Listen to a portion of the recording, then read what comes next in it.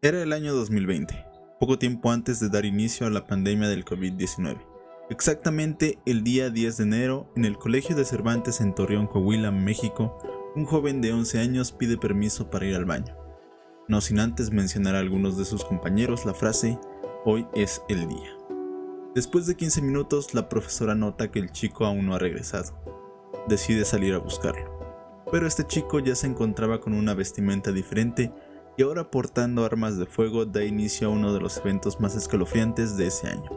Un tiroteo que dejaría a 6 heridos y una persona sin vida, siendo esta última una maestra que intentaría detenerlo. Después de acabar con la vida de esta profesora, el chico decide quitarse la propia. Este hecho se vuelve noticia nacional y las primeras declaraciones del entonces gobernador de ese estado, Miguel Ángel Riquelme Solís, suenan precipitadas, aunque bastante comunes, pues dice que el joven había sido influenciado por un videojuego llamado Natural Selection. Esto da vida al debate acerca de si los videojuegos nos vuelven violentos. Al poco tiempo se aclara que realmente no hay una relación entre el caso y el videojuego, pero es bastante interesante ver cómo se apunta a estos elementos audiovisuales tan fácilmente. Así que antes de continuar con los demás elementos del caso, vamos a platicar un poco acerca de Natural Selection. ¿Realmente puede ser tan influyente este juego en la conducta humana, principalmente para generar conductas antisociales? ¿Y por qué se le acusó de influenciar los actos del joven? Siempre he pensado que para hablar bien o mal de algo hay que conocerlo. Y como ya mencioné, este caso colocó a los videojuegos dentro de la agenda pública y política, lo cual creo que es bastante interesante. Y para responder las preguntas que mencioné hace unos segundos, hoy vamos a conocer más a detalle Natural Selection.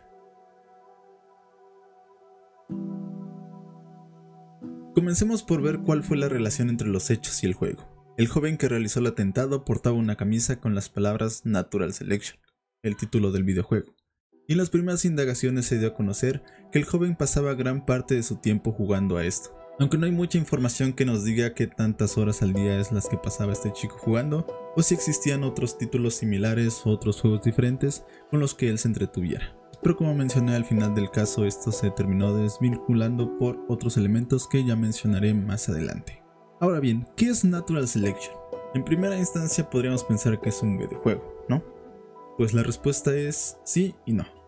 Digamos que es una especie de subjuego. Precisamente es un modo o modificación de un juego, también conocido como mod, que permite agregar elementos nuevos, dando como resultado una nueva experiencia dentro de un juego ya existente, siendo Natural Selection un mod dentro del videojuego Half-Life, juego de disparos en primera persona con temática de ciencia ficción, lanzado en 1998, en donde seguimos a Gordon Freeman en sus aventuras interdimensionales que involucran extraterrestres. Este juego está basado en otros similares como Doom, Resident Evil o Quake.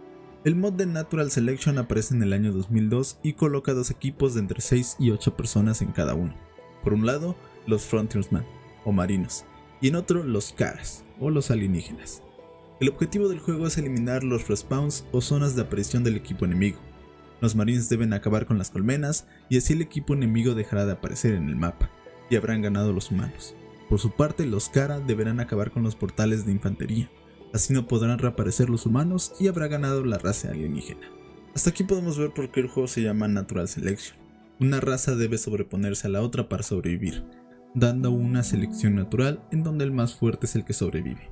Pero el juego no es solo de disparos y destrucción, pues incluye demasiada estrategia. Los Marines suelen tener un comandante quien tiene una visión aérea del mapa, y a través de una consola sirve para dar órdenes y generar un método inteligente de ganar. Por su parte, los Kara tienen habilidades individuales, que pueden utilizar para destruir y dificultar las tareas de los Marines. Los Marines pueden establecer bases y torretas, mientras que los Kara serán curados constantemente por sus colmenas, haciendo del juego algo más estratégico que frenético, pues las partidas duraban entre 10 a 60 minutos. Sí, duraban, puesto que este mod ya no puede jugarse.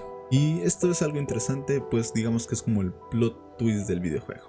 Natural Selection, al ser un mod, no existe como tal como un juego. Sin embargo, al ser tan popular sí se lanzó Natural Selection 2, como un juego individual de Half-Life que recopila el juego que ya mencioné. Este juego independiente salió en 2012 y hasta la fecha aún puede jugarse. Podemos comprar el juego para computadoras en la plataforma de Steam y cuesta 64 pesos. Aunque bueno, en el momento en el que yo lo compré costaba únicamente 32. Vaya oferta para un juego que puede incrementar nuestros niveles de riesgo para cometer un acto antisocial. Y si vamos a conocer algo, vamos a conocerlo bien. Así que en esta ocasión compré el juego y lo jugué durante un poco tiempo, para mostrarles cómo es este juego realmente. Como todos los juegos online multijugador, este cuenta con un tutorial, el cual desde mi perspectiva era un tanto largo y también aburrido. Como mencioné, la parte más importante de este juego es la estrategia, entonces hay muchísimas cosas que puedes hacer, muchas que tienes que aprender, principalmente si eres el comandante de cada bando. Pero incluso si no lo eres, tienes que tomar mucho en cuenta la estrategia que vas a utilizar para poder ganar. Incluso después del tutorial tuve que dejar el juego unos minutos porque realmente siento que fue algo agotador seguir tanta información que me daba este juego. Pero regresé para tener la experiencia del multijugador online. Y después de jugar unas cuantas partidas en ambos bandos, tanto como humano como alienígena, me doy cuenta de que el juego puede ser bastante entretenido, siempre y cuando tengas con quien jugarlo. Pues como dije, son grupos de entre 6 y 8 personas, en donde incluso se cuenta con un chat de voz, así como también un chat textual, el cual, como todos los juegos online, no está exento de insultos y groserías, aunque la mayoría de las personas que están aquí suelen hablar inglés, pero sí encontré uno que otro que hablaba español, dando a entender que la comunicación es muy importante para este juego, pues el saber hacia dónde te mueves y el colocar y proteger los objetos que te van a beneficiar es bastante importante, a diferencia de otros juegos con la misma temática como Halo, que puede ser un poco más frenético. Ahora bien, en el apartado de la violencia creo que realmente no es tan visceral como muchos otros juegos. Realmente los juegos online no son tan viscerales. Como dije, la comunicación es lo más importante, la estrategia, y si bien la violencia es un elemento que está incluido, no es la parte fundamental del juego. Otro dato curioso que encontré es que el día en que me puse a jugar únicamente había 115 personas conectadas. No sé si en el año en el que ocurrió el atentado era muchísimo más popular, pero pues recordemos que este juego es de 2012. Desde la fecha hasta ahora han salido muchísimos juegos online multijugador bastante parecidos o con la misma temática, pero con ciertas diferencias, lo cual pudo hacer que este juego ya no sea tan atractivo como en su momento lo fue, puesto que ahora tenemos opciones que pueden llegar a ser mucho más entretenidas de jugar. Como ya mencioné, el nivel de impacto en el juego es bastante bajo.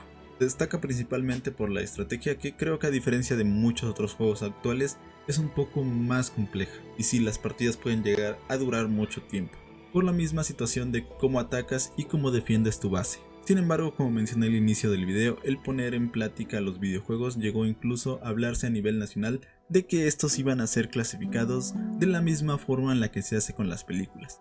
Ya saben, las clasificaciones A, AA, B, C y D. Sin embargo, uno de los problemas es que los videojuegos ya vienen clasificados por la ESRB, una empresa que se encarga de analizar los juegos y clasificarlos de acuerdo a su contenido. Aunque desde mi perspectiva siento que carecen de ciertos elementos y pueden mejorar bastante. Regresando al caso de Torreón, después de acusar al videojuego y retractarse, pues se dieron cuenta de que este no era el principal factor, se llegó a la conclusión de que el joven había sido inspirado por la masacre de Columbine en 1999, incluso usando la misma vestimenta de Eric Harris, uno de los chicos que realizaron este atentado. Harris portaba un pantalón negro con tirantes y una camisa blanca con la leyenda Natural Selection. Y podríamos pensar que este videojuego o el mod que antes existían había tenido cierto impacto. Sin embargo, aunque Half-Life es de 1998, el mod de Natural Selection aparece hasta 2002. Así que realmente no existe una conexión directa entre estos atentados y el videojuego. Sin embargo, se sabe que a los jóvenes del atentado de Columbine les gustaba crear mods similares en los juegos como Doom, el cual en esa ocasión fue acusado de influenciar los actos de estos dos chicos, así como también la banda Rammstein y el género musical. Y regresando al caso de Torreón, después de las investigaciones pertinentes, se analizó la esfera familiar del chico, que resultó ser la más importante, saliendo a la luz que había perdido a su madre hace no mucho tiempo, tenía un padre ausente y vivía con un abuelo despreocupado. Las armas eran de este último, y consciente de lo que quería hacer su nieto, no lo detuvo, comprobando así el nulo interés por este joven y por lo tanto también la falta de afecto que todo niño de 11 años necesita, dando como resultado un día trágico en México. Y aunque el abuelo fue detenido no solo por la posesión de armas, sino también por ingresos de dineros bastante grandes que no reflejaban su estilo de vida, lo último que encontré de él es que ya había sido liberado, aunque con ciertas restricciones. Entonces al final realmente no hay una conexión directa entre el videojuego y este caso. Simplemente son acusaciones sin fundamento que provienen del miedo, del desconocimiento y de la satanización de ciertas cosas. Como ya mencioné, si bien se habla de una guerra y hay ciertos elementos que pueden llegar a ser violentos, son bastante bajos y la parte más importante del juego es la estrategia. Pero como en la mayoría de los casos cuando se trata de videojuegos, no se ponen a analizarlos detenidamente. El joven de Torreón, quien probablemente también haya sufrido depresión y bullying, cosa que no pude encontrar mucha información, pero considero que pudo haber sido así, y buscando cómo realizar sus actos, dio con Eric Harris. La camiseta pudo ser simplemente casualidad, un indicativo de que al joven le gustaba el videojuego, y quizás sí pudo haber visto esta representación, él siendo un alien o un marín, atacando a aquello que lo amenaza, o simplemente la representación de lo que Eric Harris sentía acerca de la sociedad, en donde el más fuerte era quien sobrevivía, pues en esta selección natural ellos eran los que se sentían débiles, cosa que odiaban y querían cambiar, pero no podían.